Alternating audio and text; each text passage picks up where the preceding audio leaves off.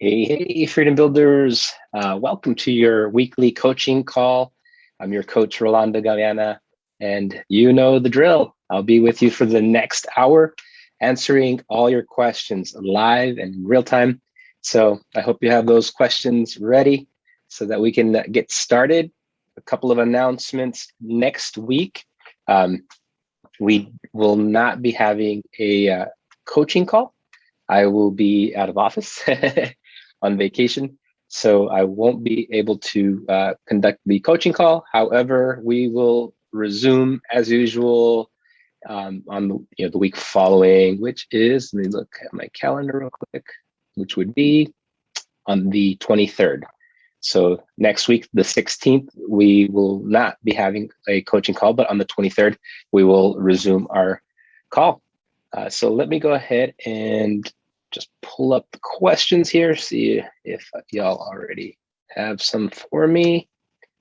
It's always exciting to chat with y'all. It's like the highlight of my week. So we could always talk about what's new and good with Amazon in the world of Amazon selling. So let me see here. Just pulling up everybody's questions. All right, looks like Brett has the first question of the day. Brett asks, is there a way to uncheck a coupon? I clicked on my coupon by mistake and I can't unclick it. No, unfortunately, there is not. Once you select it, it just remains in the queue, even after refreshing your page and trying to remove it. Hopefully that you just won't place the order. Let's see, if I want to send a replacement unit but not do a refund, is that possible? Yes, absolutely. That is very much a possibility. Let me actually share my screen. We're going to jump into our demo account here. All right. So what you'll want to do, Brett, is this is the way I do it. I go into Manage FBA Inventory, and you find the product that you want to send. And so, for example, I might just want to select here, and you would create a removal order. Well, actually, that's if you're, I would use create a removal order. That's if you were like trying to send it to yourself. But if you're sending it to a customer, it would be create a fulfillment order. So then you just go in and you enter their information, find the SKU that you want to send, the number of units, and I typically don't even put an order ID. It automatically generates one, and you could leave a little comment. I would just leave that as is so that you don't, you're playing nice with Amazon. So yeah, that would be how you create an order without charging the customer again, right? So you will be charged in terms of the shipment costs, but you will not be charging the customer again. So that would be how you handle that. Let's see here. Let's take a look and see what other questions we have. Looks like Brett asks, in my auto campaign, sometimes I see a search term that has a sale, but no impressions or clicks. How can this be? Clicks. So what's happening is they're typically, more than likely what's happening is it was promoted, let's just say yoga mats. Let me go ahead, actually, I'll share my screen real quick. Okay, so what will happen there, Brett, is someone more than likely is in a, let's see, listing, and your ad appeared, like products, these are related products, and that's why it considered a sale without a click. Let's take a look at if there's any other questions that are coming through. All right. Hey, Nam, how's it going? Looks like you have a question here. When do you need to decide you will be need to palletize your goods before sending shipment to Amazon. What is a good recommendation to follow regarding shipment? Is it based on the quantity of boxes or the right of the boxes or the size of the boxes, I imagine? Generally speaking, it would be dependent on one, yes, the size of the boxes. So if you're sending in cartons that have maybe like 10 units or more, then you'll want to just kind of determine the how many of those cartons you will be sending. I typically the best way of thinking of it is let's just say I wanted to load up my car. This is just like a very simple way, like load up my car and drop off the boxes at a local UPS store. If it fits in my car, then it doesn't need to be palletized. But if it won't fit in my car or my vehicles, and I have a SUV, then I would just palletize it for ease of the carrier transporting that. Also, if you think about it, palletizing is always the best approach to protect your boxes from getting damaged, as you're going to need to shrink wrap them as well. So that would be another thing to keep in mind is if you want your goods to arrive and intact and not damaged, then palletizing would be the best way to do that. Let's see here. Nam asks, if you have time today, can you go over some of the reports on Seller Central? It is so confusing to me. Which report is the most important in your opinion?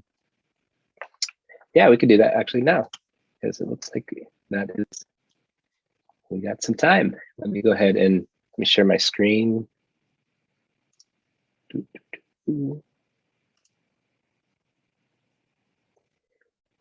I'll just do like a brief overview, just because reports can get really intense. So let me go ahead and then from the starting point. So when you're at your home screen, I'm going to use our demo account again. What you want to do is you want to come in, and obviously when you're hovering over reports, you got all these different options. And to be quite honest, the most critical of these reports would be your payments, just to see, if you're curious to see like payments that are coming through, that would probably be one that you would use more frequently. Business reports you would use slightly as well.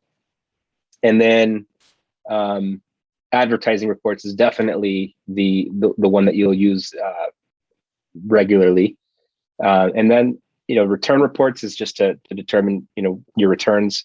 Sometimes some inventory may get stuck, so you'll need to create a removal order. So the return report is a good one as well. So I mean, those are the ones you're going to frequently use. These are like the tax document library annually.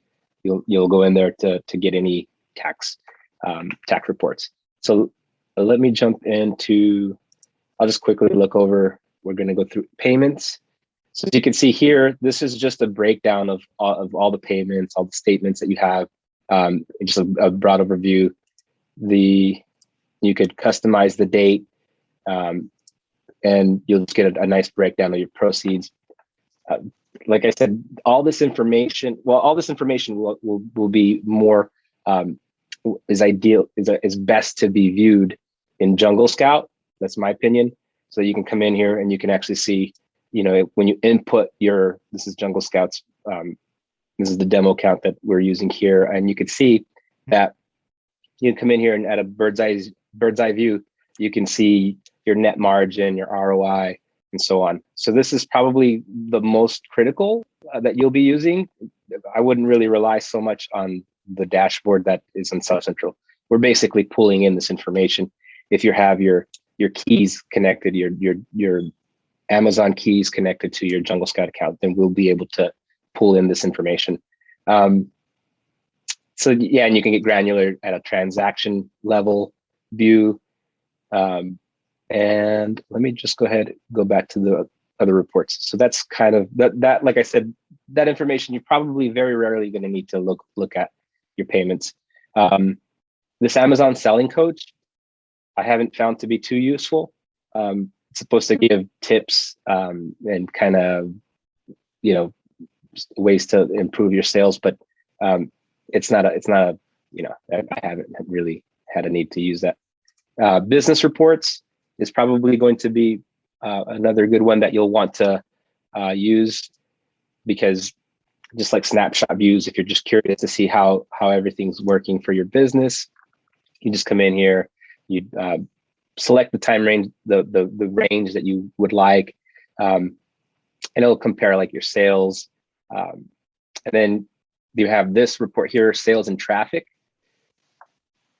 So this is a neat one, because of course you're going to be able to see the sales over a period of time, and the, you know, how many sessions, how many people have actually gone through to, you know, to your site. So kind of see your conversion rate there. So that one may be useful. Like I said, it's very rare you're going to have to get this granular. This is just if for some reason there's something off, then this is where you can go in and kind of figure out what may be off. Let's see if the other one, you could look a detail page by sales and traffic by ASIN. So that's what this is doing. You know, this is by date and this is by ASIN. Yeah, and that would probably be really what you're going to be looking at more regularly, but very rarely, I should say. Let's see. And like I said, this the advertising reports is going to be probably the one that you will be using regularly.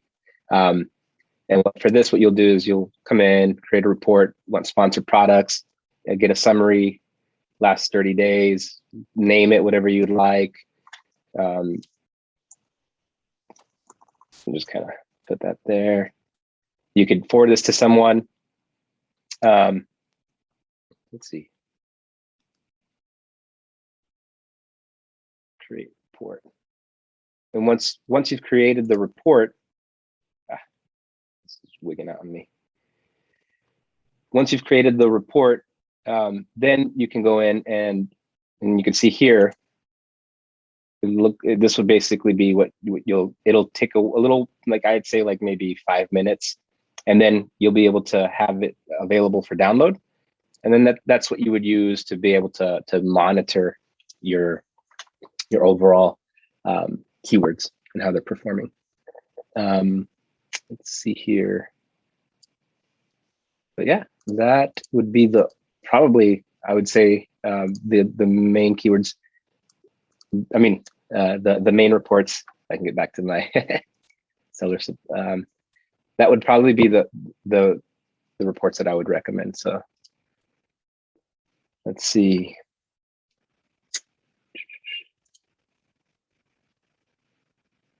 So Nam asks, what is Amazon business to business? As a new seller, when should I consider signing up for it? Is there a requirement for B2B that you are aware of? No requirement. I would suggest doing it. It's just what will happen is it's when you're going to provide a different price, a discounted price on your product, and when a business comes in, you know, with a business profile, they get the option of, you know, purchasing, and it's typically, like I said, in quantity. So it's good. It's actually I would strongly encourage you to get it going. To my knowledge, there's no nothing that will prevent you from signing up. So yeah, let's see. Any other questions? It looks like that's all the questions I see so far. Wait, looks like Brett has.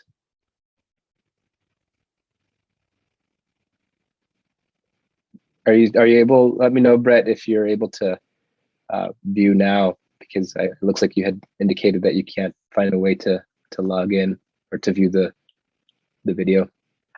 I know Facebook's a little strange in that when we go live, you have to click inside the image, I guess, where it says that we're going live.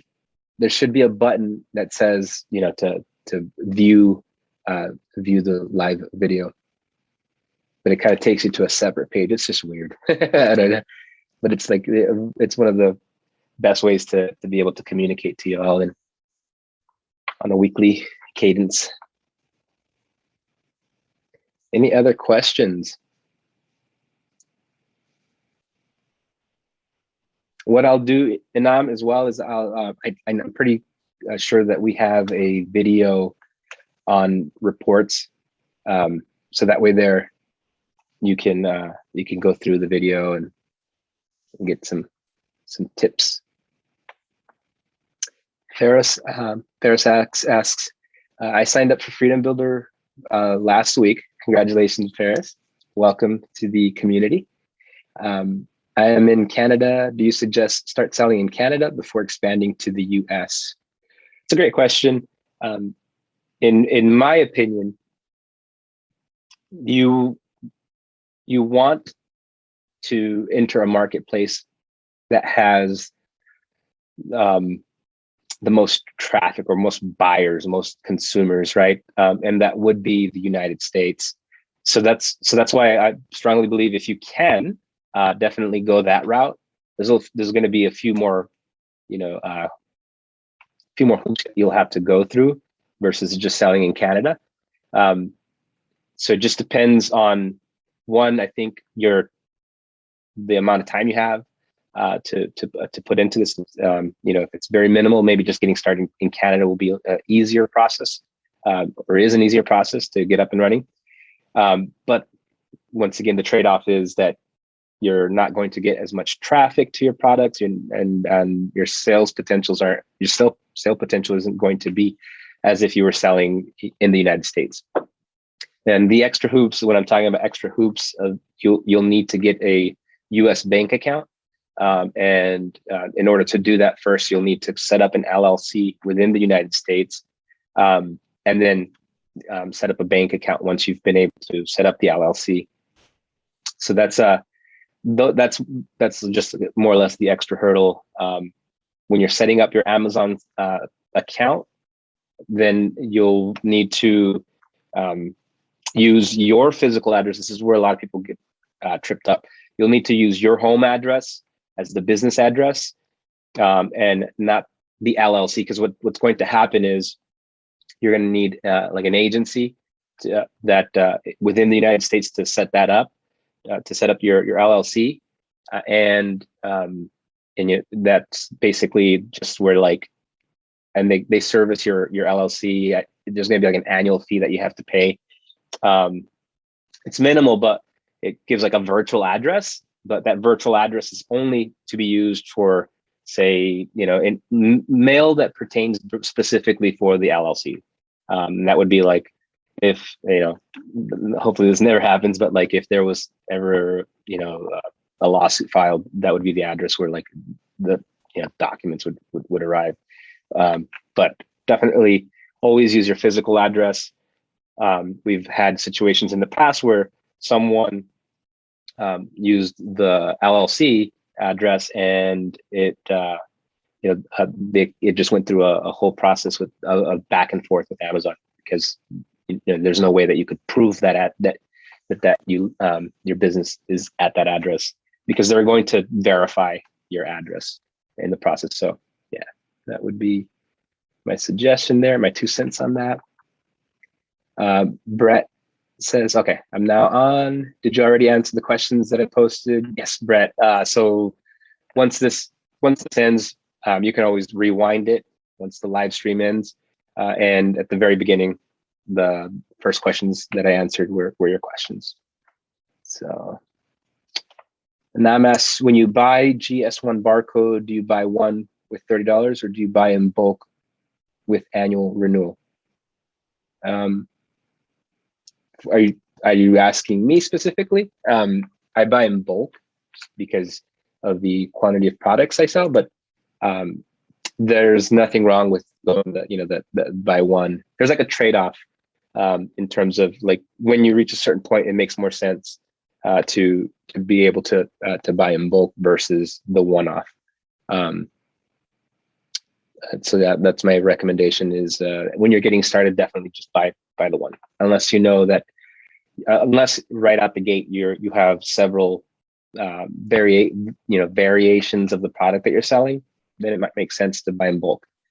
But otherwise, yeah, such a very relatively new. I think it was last year when they launched the one barcode, the standalone barcode, without the annual fee, and it just makes perfect sense when you're launching your first product to go that route.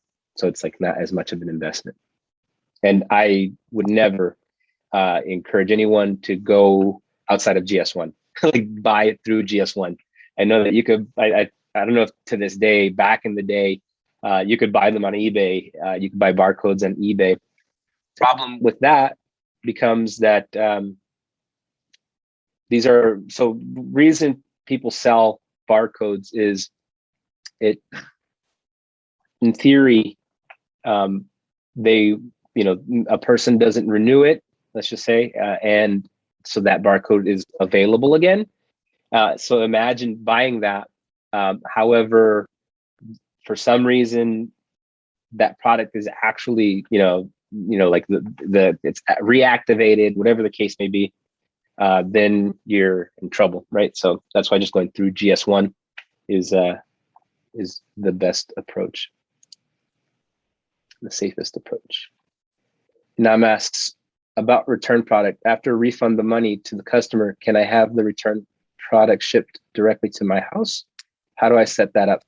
And do you have method recommendations as to what you do for your return products?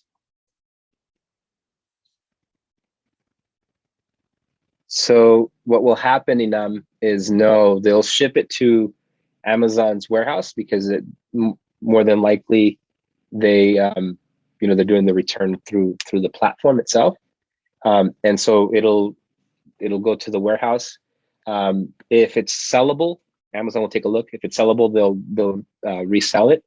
If it's they've already opened up the box and just it's not something that they can resell, then in that case, then you have to create a removal order, and then the removal order, you could have that go to your home address.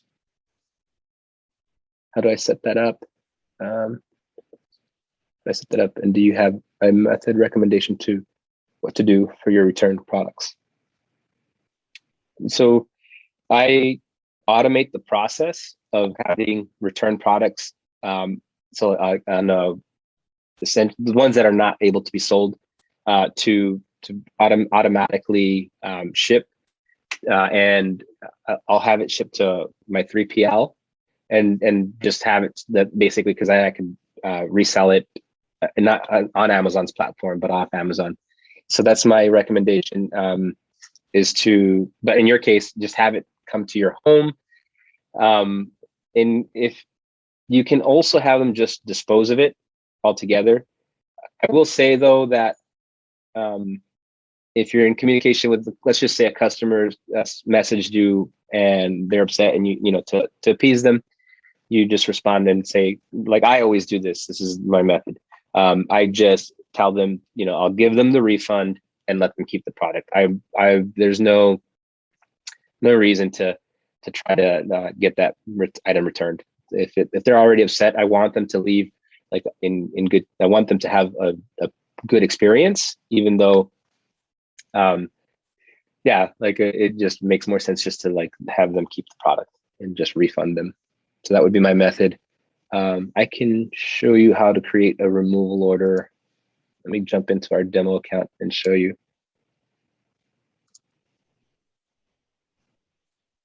Let's see.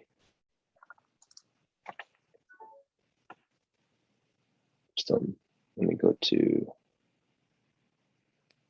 Seller Central because I'm still in the advertising. So typically you could look under, there's like several locations that you can find this, but if you have stranded inventory or unfulfillable inventory, you can come here. So as you can see, I went to inventory, manage inventory, and then I have these options here. So I can come up here and see like what unfulfillable. This is basically returns that that can't be sold.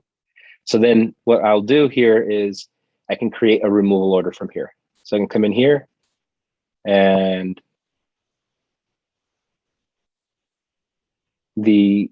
quantity I could see here is 4. It'll give you like the number of if it's available or not. See, right now it says not available for removal because, as I mentioned, and even for this product that the Jungle Sticks from the Million Dollar Case Study, those are set to their automatic removal orders. So when it's saying that it's not available, it's just because that's already, the process has already been started. So, but you would have this option. This would not have an A. It would just be an open field, and you'd put the 4 in, and then you would obviously you'd want to choose the address as to this is the removal options actually. So I kind of jumped in. So you could say I want you to liquidate it, and just I don't want it to come to me. So that's one option that you have there. And you could return to an address, or you can dispose of it. So those are your options that you have. Now, when you set a return to address, like I said, in the next step, I can't, right now there's no way I can advance, but when you do a return to address, what ends up happening is you do get the option of automating this for future, if you want it to continue to do that. And you can set the cadence if you want it weekly, monthly, quarterly. I would suggest automate that process so that you're never stuck with some inventory that just ends up hitting you with some like long-term storage fees and whatnot. Because if it sits there long enough, you will get hit with the long-term storage fees. So just keep that in mind. All right.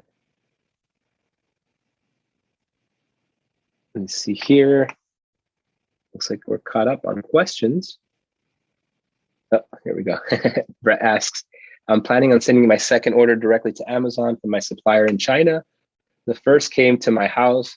Do I use the supplier address in China from the address, or where do I get the Amazon address to give the supplier?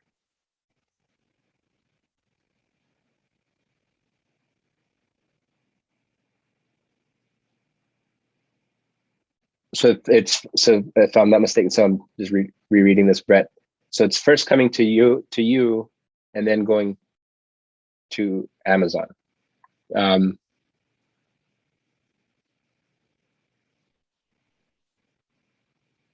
just trying to think. You would use your address. If it's not going direct, let's see, second order directly to Amazon from there. Oh, wait. Oh, okay. Okay, I read that wrong. So the first time you sent it from your house, got it. But now you're sending it from your supplier. So yes, you would use your supplier's address. And you would just want to get in contact with your supplier and just ask them to give you the address. Typically, it's on the pro forma form. It'll give an address, and then you could just use that address. So let me, yeah. Nam asks, what happens to the campaign ad when you run out of product? Does Amazon still charges you for the campaign ad? Does the ad still run? The beauty is that it'll shut off immediately. So once you're out of product and you're out of stock, your PPC campaigns that you have running will pause. And then what's cool, so I wouldn't even bother with pausing or restarting. Just keep it live, because they'll just do that internally. And when your inventory hits, and it's available for purchase, it'll start up again. Yes, you could manually pause it and then manually turn it on, but I find it best if I do run out of stock, just to don't unpause it, leave everything as is, especially if I like the campaigns, how they're running. Then when it hits the shelves, then it will run again. So yeah, you don't lose any money in the process. Good questions. I'm excited because I can see the progress of everyone that joins us here on the coaching calls. Going from just never understanding not having any understanding, right, or knowledge of what Amazon FBA is or how it works, to now you're the process of your second order coming in, your second inventory, and just kind of doing doing really well on Amazon. So that's always encouraging for me. That's why we are here, to ensure your success.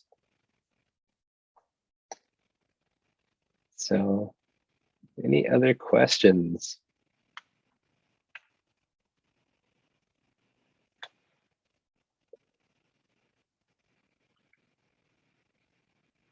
And let's see.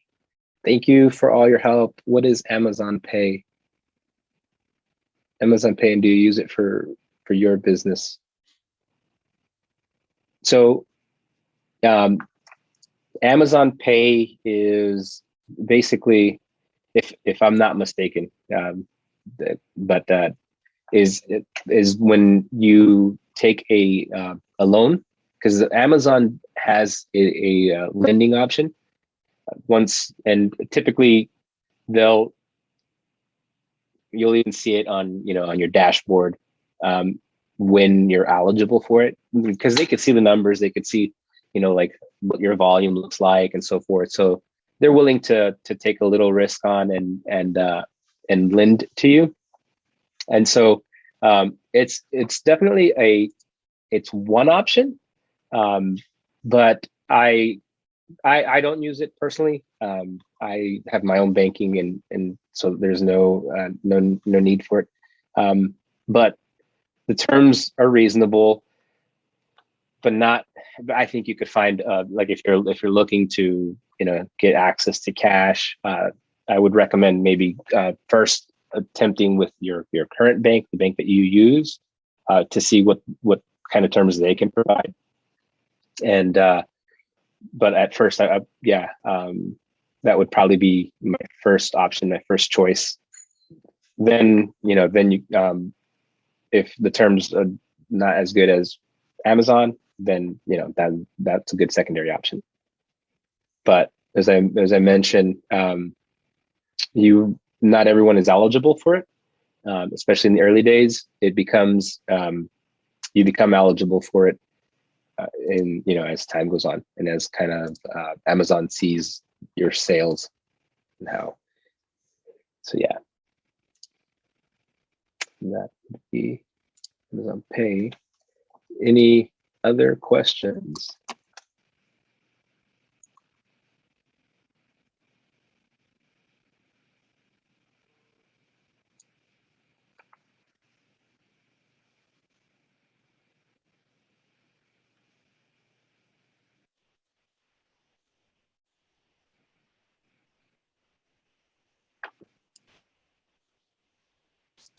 Any other questions? Let's see what we got here.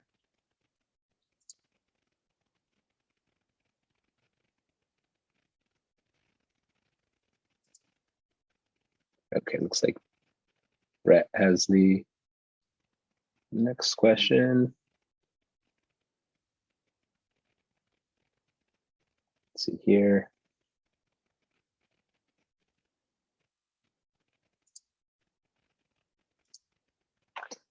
Brett indicates, I don't know if I'm reordering too soon. I just went live a week and a half ago. Sales have been okay. And if they keep increasing, I probably won't have enough to get through Christmas.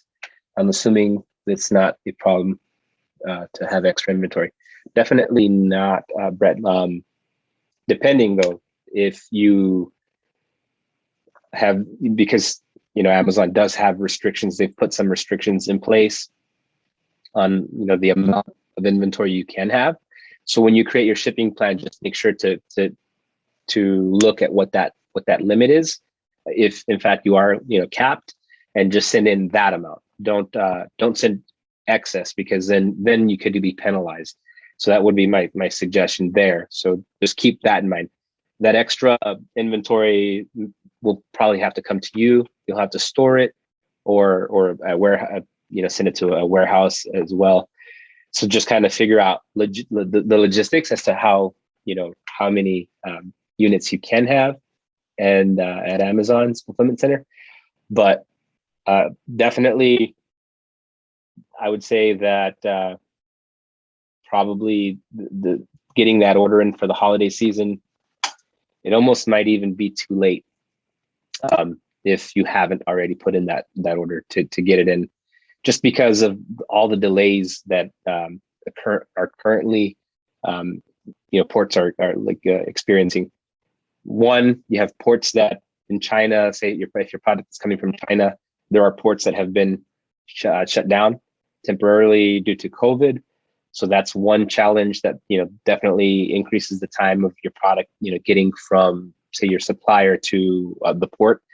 Then from there, when your freight forwarder takes over, there's challenges of products coming through LA.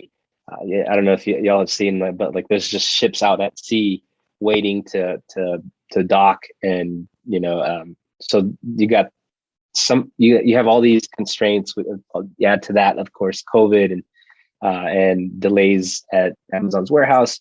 The times you just have to add I would say like an extra month in terms of getting your product shipped. And so as you can imagine, that right now we're in September, you've got October, November. It'd be pushing it. I would say like probably this week is like the last week to get those orders. And so you did good, Brett, in prepping in advance, because if you want to get those Black Friday sales in, then now is the time. Let's see. And asks, can you please show us what a deal coupons and promotions? Can we please go over the difference? Deal, coupons, and promotions. And can you over which one do you find most useful? No, definitely for me, and I'll just cut to the chase on this one. Coupons, like I don't bother with anything else. Reason being is coupons. Let's take a look at. They've been the most effective, the most eye-catching. Let me share my screen and kind of give you an understanding.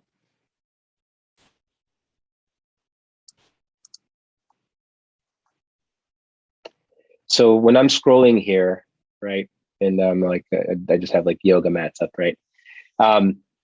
What stands out to you the most here? It's definitely like this pops right here. Save 5%, save 5%. So to me, coupons are just, especially if you're just getting started, you have a new product and you have no reviews, and you're running PPC. This is really going to make a difference for the person to make a decision. So as I'm scrolling here, which one stands out? I'm more curious and more intrigued to click on this one than any of these, just because I want to see what that, I want to be able to see more about it, and find out if it's a product that I want to purchase to save some money, right? So same, like as I'm scrolling here, see if we find any others that kind of stand out. Limited time deal is basically when supply is basically running out. The supply is running low. There's a limited quantity. Then Amazon puts that up. So yeah, I would suggest continuing to do coupons, and just the way I structure it is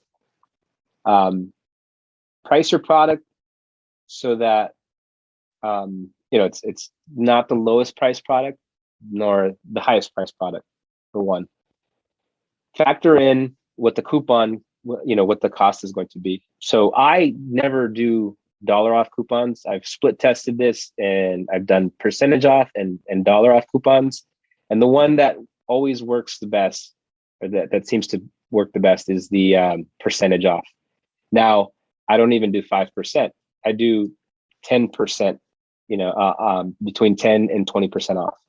So my product's priced so that I'm still profitable even at a discount of 10 to 20%. Because it's not like I always talk about, it's marketing and it's perception. And it's this idea of like, if it's the cheapest product, if it's the lowest price product, it's probably cheap. So people will not be interested in a cheap product. They're like, the quality is probably not good. Everything, just psychologically, people, that's the way they see this transpire. But at the same time, if it's like 10% off, then and the price is like it is like a little on the higher end, but it just has that perception of like, wow, this is like a good deal because this is a quality product and I'm getting 10% off of that.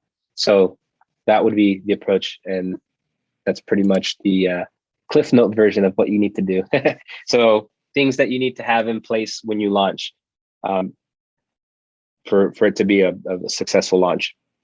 You want to have, of course, your listing optimized to the max. Have that going.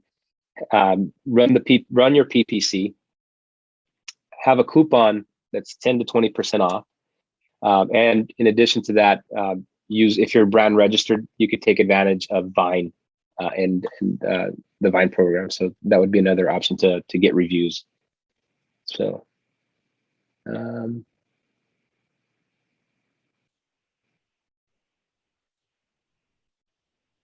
the liquidation program through Amazon. Yes, I have used it if I wanted to get rid of a product quickly, something that's just like low performing, and it doesn't, basically Amazon, what they'll do with the liquidation program, they deeply discount it. They sell it like, let me see if I could pull up a page.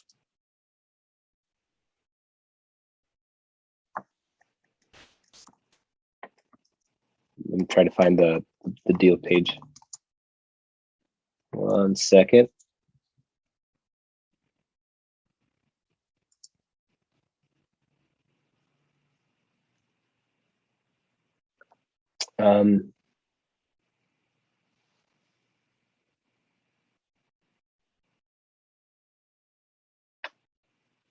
So basically,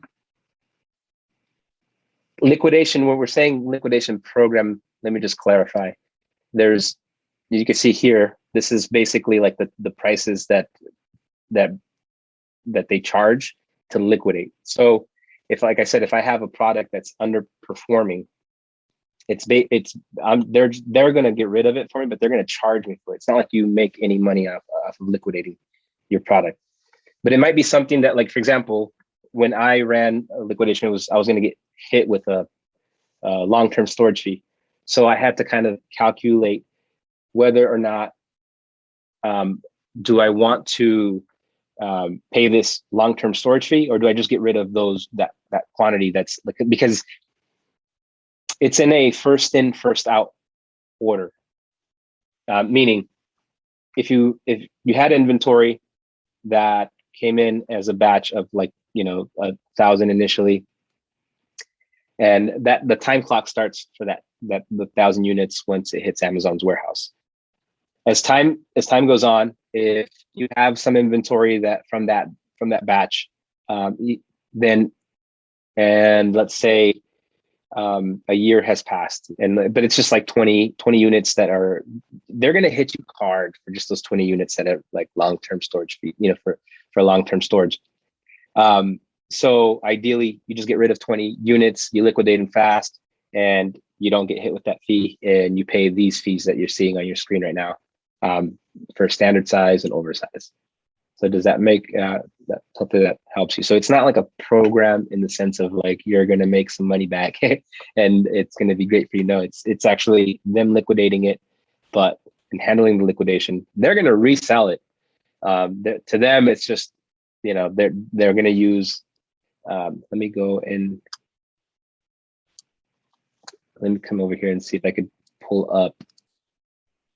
They're going to come in here and they're going to sell it. Let me just type in Amazon deals. There's a page specifically devoted to where they're going to more than likely sell this product. Let's see if this is it. I just have a hard time trying to find it. No, these are coupons. My bad.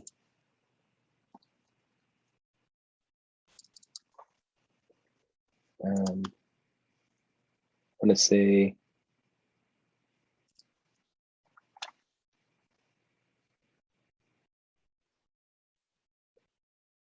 so yeah, so you'll see, this is like what you're talking about, deal of the day.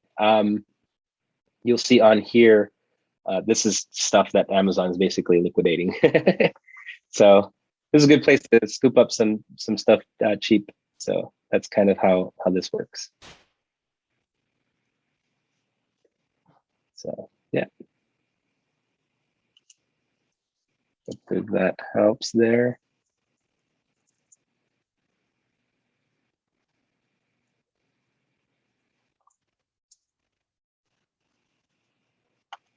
Any other questions? You had me for 12 more minutes. I hope everybody had a enjoyable long weekend. Can you buy any product from the liquidation program to resell? So you're saying like if like you bought it on the deal page? Yeah, absolutely. But then that kind of is counterproductive because you're going to have to resell it at the to be competitive at the price that you bought it or less. So that's why it's not an effective strategy. Like if you're trying to do something like with like a retail arbitrage, then there's probably you might want to go to like Walmart or Target's clearance section, find really deeply discounted items there, see how much they're going for on Amazon, and then just sell it there through that listing. So that's probably the more effective method because you really can't do retail arbitrage off of products on Amazon. Like I said, yeah, because it's kind of counterproductive. You're going to end up losing money with the shipping costs and everything like that. But they wouldn't, even if you purchase them, they wouldn't like house them there. You'd have to get it shipped to your house and you have to just ship it back in. I think I hopefully that answers your question there. Now, a strategy could be that you find good deals on Amazon here, right? And then you sell them on a different platform that the price is right. Like, so maybe eBay, if you could see that they're going for, that's a form of retail arbitrage there. If it's priced higher on eBay, then, you may want to sell it. But like I said, always the reason I love private label is just, it's not as labor intensive as retail arbitrage. Retail arbitrage is just like, you find one deal, but then you got to find the next deal and you got to find the next deal. And it's just constantly trying to find these, and it's going to be like maybe 20 units, 30 units that you could buy up. And then you're like kind of back at square one. NAMAS. Oh, wait. Oh, Brett, did I miss your question? Let me see. I'm thinking about selling in Canada. Is it hard to get set up to sell there? Is it worth it? Can I fulfill from Amazon US or do I have to send to Amazon Canada? So you would so yes, Brett, your account right now that you currently have should have the option of being able to pretty much different, what we'd call like different stores, which would be the US, Canada, and Mexico. Now, you would be able to, you should have access to those platforms. You can do so. You can always see. Let me just show you how you would know. Now, you would have to activate this feature on the back end in your settings, but you come in here and then you would see, Canada, Mexico. Now, what ends up happening is you will need to ship to Canada. So that is, but you will have like the portal, the access to, you do all like your shipping plans through that, that little drop down menu where you can go into the Canadian portal and then basically same process as like, you create a shipping plan, you send it to the Amazon's fulfillment center in Canada, and that's how you would sell. As far as Canada, I would say that I don't sell there only because I don't find as much volume of sales. So a product that's doing good in the US doesn't necessarily mean that it's going to sell good in Canada. You would have to definitely still do like the initial work of determining whether or not your product still has that, has the engagement, the interest as it would in the US. So that would be my recommendation, to start there before you make that decision. See if we always say at a minimum, you think you could pull off 10, well, you probably would have to lower the standard a little bit, like to like 7 units a day sales from the Canadian market. Like if there's still a good one, what is the market as a whole? How does it do? Can you kind of chip away at that share of the market? So for that particular niche, so do the homework to determine that beforehand. And if it's viable, then it's not a complicated process. It's a very simple process. It's just I haven't found the traction, and so that's why the U.S. marketplace is where I launch and keep selling. I try to optimize before any testing. I try to optimize my listings to the max, and before moving on to like the next product. Let's see. And now it asks, can I buy a big quantity directly from the program, do repackaging and relaunching the product?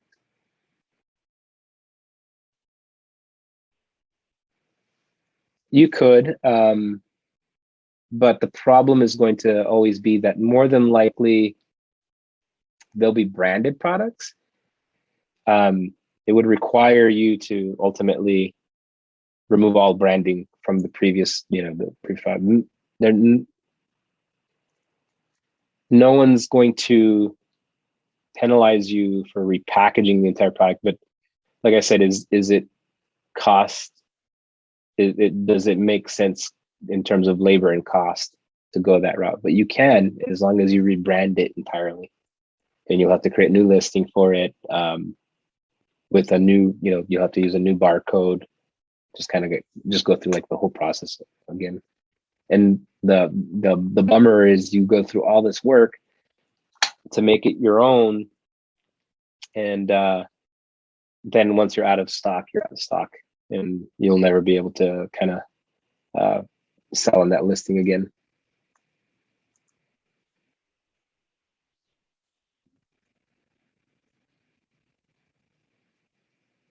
And I'm asked, what is remote fulfillment with FBA and Seller Central, and do you use it? That off the top of my head, I don't know. I obviously I don't use it, so yeah, off the top of my head, I don't know, and I'll have to look into it. But yeah, I don't use it, so hence why I don't know. I have no familiarity, unless it's just a term. Let me see. Let me take a peek.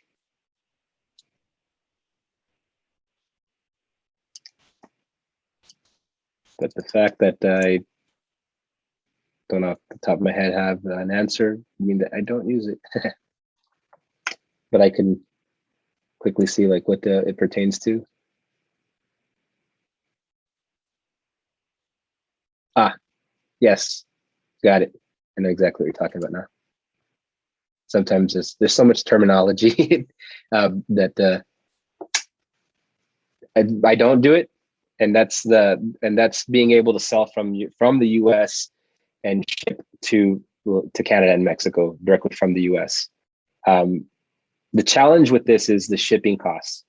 So that's why when Brett asked about selling in Canada, it's preferred that you send the product directly to their fulfillment centers versus doing the remote fulfillment. Because remote fulfillment, if you think about it, you're going to have to sell. One, it's not Prime, so you'll never qualify for Prime. Two, yeah, you're going to have to, increase your price, do something to ultimately be able to absorb those shipping costs. So that's why I say I wouldn't necessarily. I don't use it. I don't find it lucrative.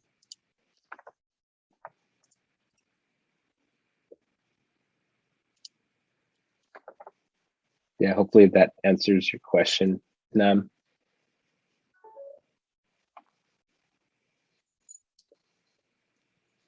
Let's see here. Any other questions?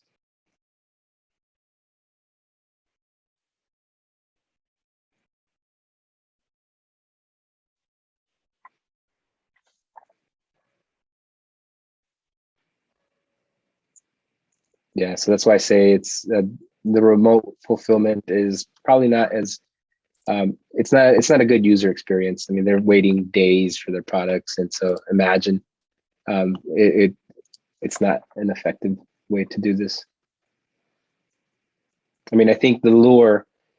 I talk to sellers all the time, and I think the lure of FBA is that it opens you up to Prime, right? And people get their items sometimes same day, you know, and that's kind of uh, the the beauty of selling on Amazon, and that's where you can even command a higher price than some sellers, because some sellers, do fulfilled by merchant, and so you always have like a leg up in terms of that, right?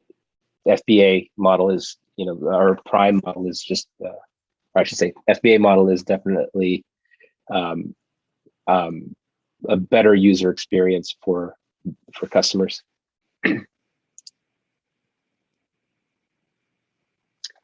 Virtual bundles. Nam asks, how does virtual bundles work? Do you have any suggestions for that? It's actually fairly simple to set that up. Virtual bundles, you basically pair. So it really, what it does is, you have your inventory, you have your products, and you essentially pair them together if they are a match. So I would only do a virtual bundle if it makes sense, right? Rather than creating a bundle, let's say out the gate, from your supplier. Basically what Amazon does is you select the items that you want paired together, and you price it. You want to offer a little bit of a discount for buying the two together, and it'll basically create the little virtual bundle. What will happen is when someone comes to your listing, let's see if I can find an example. They're hard to find, especially because most people don't know they exist, but I would encourage it. Like I said, if you have two products that make sense, I'm searching right now on Amazon to see if a random listing will show me a virtual bundle.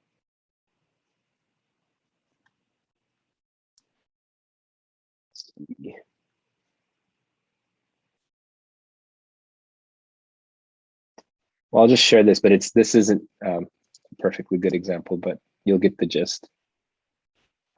What will happen is when you create your virtual bundle is you'll see right directly below, like the main image. It's almost like this frequently bought together, but it actually gives you, because this is something that Amazon does, right? But what will happen is you actually buy this little real estate or whatever, and you can literally see the two paired together and what the price will be if they bought it together. So that I would definitely encourage setting that up. So let's see. Nam asks, do you need images listing UPC for the virtual bundles? No new images, no new listing. Well, so it's basically taking two of your products and then just kind of joining them together. Does that make sense? So they're already independently at Amazon's fulfillment centers. All they're doing is they're just like when someone places that order of the virtual bundle, they're just pulling them off and sending them. They might not even, they probably won't be in the same packaging. They'll probably, one might arrive that same day, and then the next one might arrive the next day. But in essence, the user doesn't know that they basically purchased a bundle, and so for them, they got a deal, and that's why they bought it. And it just makes perfect sense to do that. But like I said, it needs to be products that are compatible and that match. So, good questions.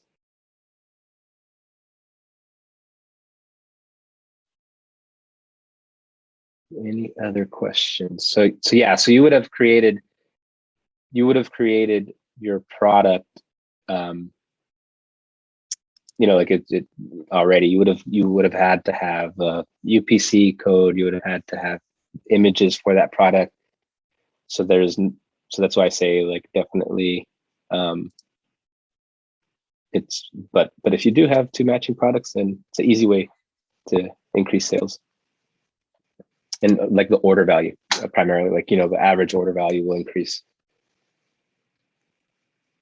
Nam asks, I have thousands more questions. However, we're at time now. I know. Well, we'll be at it next week, Inam, and we will, bring those questions. I love it. But I always appreciate you all chiming in, and we won't be able to, like I said, just a reminder, next week, we won't have a coaching session, but on the 23rd, same time, same place. So thank you all for tuning in, and keep crushing it. See you next time.